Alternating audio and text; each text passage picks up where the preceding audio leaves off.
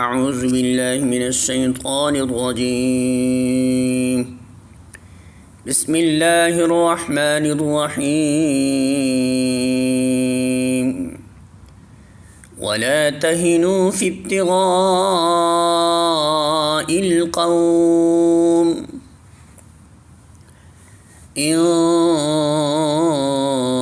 تكونوا تألمون فإنهم يألمون كما تألمون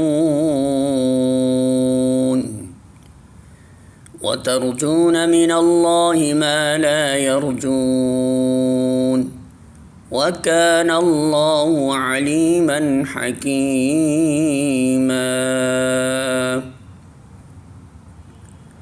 سورۃ النساء آیت نمبر 104۔ ترجمہ: اس گروہ کے تعاقب میں کمزوری نہ دکھاؤ، اگر تم تکلیف اٹھا رہے ہو تو تمہاری طرح وہ بھی تکلیف اٹھا رہے ہیں، اور تم اللہ سے اس چیز کی امیدوار ہو جس کے وہ امیدوار نہیں ہیں۔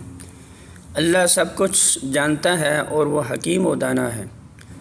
سورۃ النساء حاشیہ نمبر 138، یعنی گروہ کفار جو اس وقت اسلام کی دعوت اور نظام اسلامی کے قیام کے راہ میں مانع و مزاحم بن کر کھڑا ہوا تھا۔ سورہ نساء حاشیہ نمبر 139، یعنی تعجب کا مقام ہے اگر اہل ایمان حق کی خاطر اتنی تکلیفیں بھی برداشت نہ کریں جتنی کفار باطل کی خاطر برداشت کر رہے ہیں، حالانکہ ان کے سامنے صرف دنیا اور اس کے ناپائیدار فائدے ہیں، اور اس کے برعکس اہل ایمان رب السماوات والارض کی خوشنودی تو تقرب اور اس کے ابدی انعامات کے امیدوار ہیں۔